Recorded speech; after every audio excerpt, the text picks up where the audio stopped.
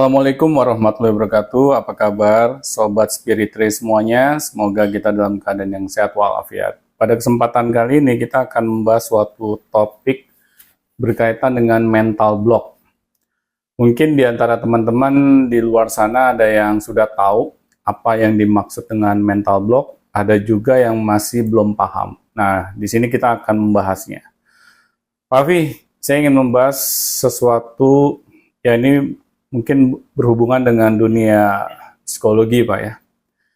Karena ya di dalam kehidupan manusia, pasti mereka itu pernah mengalami yang namanya masalah. Nah, kadang ketika masalah itu tidak tuntas di dalam kehidupannya, masalah itu berubah menjadi emosi negatif, Pak. Yang ujung-ujungnya emosi negatif ini berubah lagi menjadi mental block. Nah, mental block di sini, ini sebenarnya kalau kita tidak berhati-hati ya, misalnya kita anggap sepele, akan menghambat kehidupan kita, Pak. Maaf Pak, mental block tuh kalau boleh kasih contohnya seperti apa mental block itu? Contohnya ya, mudahnya gini Pak, misalnya Pak Afi pernah mengalami trauma di masa lalu, kayak pernah dihina ya, atau pernah dilecehkan, atau pernah misalnya dibanding-bandingkan. Hal itu jadi membuat kondisi psikologis kita itu terganggu, Pak. Karena yang namanya pengalaman trauma itu akan membekas, Pak, di dalam diri kita. Suka maupun tidak suka itu pasti. Karena manusia ini kan adalah kumpulan dari pengalaman-pengalaman, Pak. Ya, jadi kondisi kehidupan manusia itu akan tergantung dari kondisi pengalaman-pengalaman kehidupannya yang dia sudah lalui. Nah, masalahnya kalau banyak pengalaman di dalam kehidupan kita tuh yang traumatis, Pak. Misalnya kita dari kecil di lingkungan keluarga yang misalnya abuse gitu ya. Jadi suka melakukan kekerasan lah. Orang tuanya gitu? Ya, orang tuanya. Atau saudara kita sendiri, Pak. Oh ya, abang ngebully adik ya, gitu? Yang satu rumah. Nah, akibatnya pengalaman-pengalaman yang traumatis itu terekam, Pak, di dalam diri kita. Ya, diawali memang setiap pengalaman kehidupan itu berada di pikiran sadar kita, Pak. Nah, tetapi kalau kita tidak bisa mengatasi, ya, menyelesaikan pengalaman tersebut, hingga kita bisa berdamai dengan keadaan saat itu, maka hal ini akan terekam terus, Pak, hingga kita dewasa. Makanya kan banyak orang nih, ketika dia dewasa, dia tuh benci sekali misalnya sama kakaknya, atau benci sekali dengan orang tuanya, karena selalu dapat perlakuan-perlakuan yang dia anggap itu misalnya sangat mengecewakan dia. Menyakitkan gitu? Ya, menyakitkan dia. Nah, akhirnya ya hal ini sulit, Pak, bisa diatasi ya kalau kita sudah terlanjur dewasa, Pak. Karena tumpukan pengalaman itu akan secara nggak langsung itu menghambat kehidupan kita, Pak. Itu yang disebut dengan mental block. Jadi kira-kira begini, kalau misalnya saya nih, misal ya, alhamdulillah sih nggak ada mental block, mudah-mudahan saya. Tapi kalau saya waktu kecil sering dipukulin sama bapak saya, lalu ntar ketika dewasa, saya nggak usah nunggu dewasa ya, mungkin ketika remaja atau ya dalam menjalani hari-hari ke depannya gitu, saya malas ngomong sama bapak saya, misal gitu ya. Atau itu salah satunya. Ya, misalnya gini, kalau misalnya saya mau pulang ke rumah, tapi ada bapak di rumah, enggak, saya nggak mau pulang, saya mendingan main ke rumah teman, misalnya. Itu kayak gitu mental block juga, bukan? Iya, jadi kita tertahan gitu untuk bisa berhubungan baik dengan ayah kita misalnya.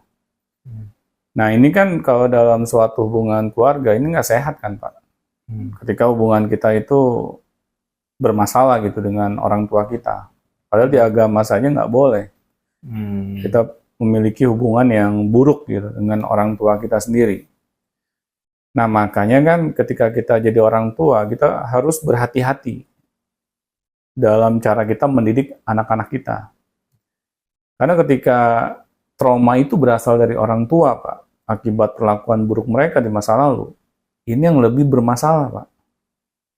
Karena orang tua itu kan istilahnya memiliki ikatan batin yang kuat, Pak, terhadap anaknya. Dibanding yang lain gitu ya? Dibandingkan yang lain. Ya karena kan anak itu lahir dari rahim kita. Yang kita tuh memiliki banyak pengalaman-pengalaman gitu. Dari kecil, ya, hingga kita dibesarkan. Dan itu kan benar-benar masa-masa kemasannya anak, Pak. Nah, tetapi kalau masa kemasan anak ini selalu diisi dengan kekerasan, akhirnya hal itu, Pak, yang membentuk diri kita. Nah, makanya kalau orang tua ini merasa hubungannya kurang baik ya dengan anaknya saat ini, misalnya anaknya sudah terlanjur dewasa gitu. Orang tua tuh jangan sungkan, Pak, untuk mau mengakui kesalahannya. Nah, masalahnya banyak orang tua yang enggan mengakui kesalahannya. Gengsi. Akibatnya merasa dia itu orang tua, musuhnya anak yang minta maaf duluan misalnya. Kok saya? Nah, akhirnya karena gengsi kita ini, hubungan kita dengan anak kita jadi berantakan, Pak. Nah, jadi mental block ini, kalau kita biarkan, ini akan berbahaya, Pak, bagi kehidupan kita. Nah, terus mental block ini, tadi salah satunya ya, kalau sumber masalah itu dari keluarga kita, Pak ya. Ya, kita juga bisa mendapatkan mental block ini dari orang yang kita anggap dia itu memiliki otoritas, Pak. Seperti seorang guru misalnya. Ya. Cara guru memperlakukan murid. Misalnya si guru nih melihat muridnya diajarin tuh nggak bisa-bisa misalnya. Akhirnya terucaplah kata-kata yang menyakitkan. Misalnya, kamu Nina bodoh banget sih. Kayak gini aja nggak bisa. Lihat tuh teman-teman kamu tuh. Mereka cepat paham, kamu sendiri yang susah banget pahamnya. Nah, akhirnya perkataan guru tersebut itu melekat di dalam dirinya, Pak. Dia menganggap dirinya itu adalah orang yang bodoh. Karena yang berbicara langsung pada dia itu orang yang memiliki otoritas, yaitu seorang guru. Nah, makanya kan kalau kita sebagai seorang guru terus kita berkata-kata yang tidak pada tempatnya, bahaya. Akan bahaya, Pak. Itu akan menghancurkan masa depan seorang anak. Nah, itu akan menjadi mental block bagi dirinya dia. Bagi si anak ya? Iya, bagi si anak. Jadi kalau si guru ini nggak sadar, Pak, dia terus melakukan perilaku-perilaku yang seperti itu, ya, yang senangnya mengecilkan anak didiknya, dia akan membuat suatu generasi yang lemah, Pak. Karena mental block gitu iya. Kan? Itu anak-anak didiknya itu ya? Bener. Ini kan sangat bahaya, Pak. Makanya ketika guru mengajari kelas, atau ketika guru berinteraksi dengan anak-anak didiknya, itu harus ada yang mensupervisi, Pak. Karena apa? Ini untuk mencegah, ya, untuk mengecilkan kemungkinan si guru ini melakukan tindakan-tindakan yang tidak pada tempatnya. Karena kalau kita biarkan guru itu tanpa ada yang supervisi, takutnya kita kecolongan, Pak. Nah, banyak kan anak-anak yang istilahnya orangnya nggak pedean, misalnya ditanya cita-citanya apa, bingung, ditanya apa yang menjadi kelebihannya, bingung juga. Suruh maju nggak berani, takut, nanya takut. Iya, jadi dia nggak punya rasa percaya diri yang kuat. Nah, itu akibat dari mental block ya? Mungkin nggak dari mental block itu akumulasi, Pak. Akumulasi dari pengalaman-pengalaman yang menjadi kekecewaan bagi dirinya. Bukannya karena misal saya mah orangnya introvert, bukan itu. Nggak ada hubungannya. Atau kalau mungkin dia berpikir seperti itu, saya mah orang introvert, itu sebetulnya mental block sebetulnya, atau bukan? Sebenarnya introvert, extrovert itu hanya sesuatu yang kita tempelkan aja, Pak, oleh ini ya, dunia ilmu psikologi. Sebenarnya kalau menurut saya sih nggak ada, Pak, orang istilahnya introvert, extrovert itu nggak ada. Setiap orang itu kalau menurut saya, Pak ya, netral. Ya. Jadi jangan kita suka menempelkan sesuatu, Pak, kepada seseorang dan akibatnya hal tersebut dia apa istilahnya tuh? Jadi ngikut ke situ.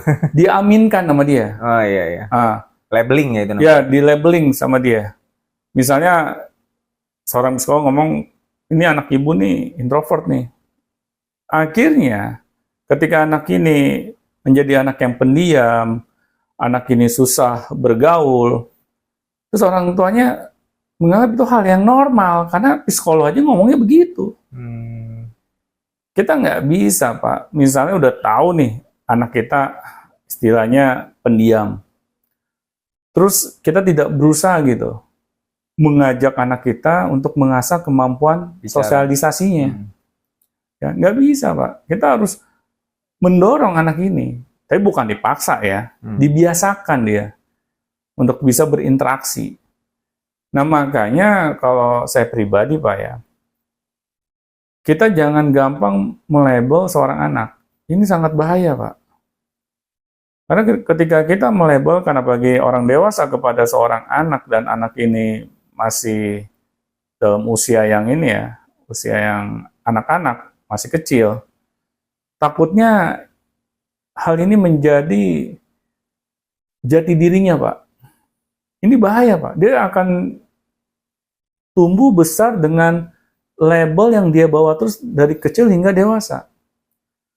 Nah, kalau labelnya positif, kalau labelnya negatif gimana?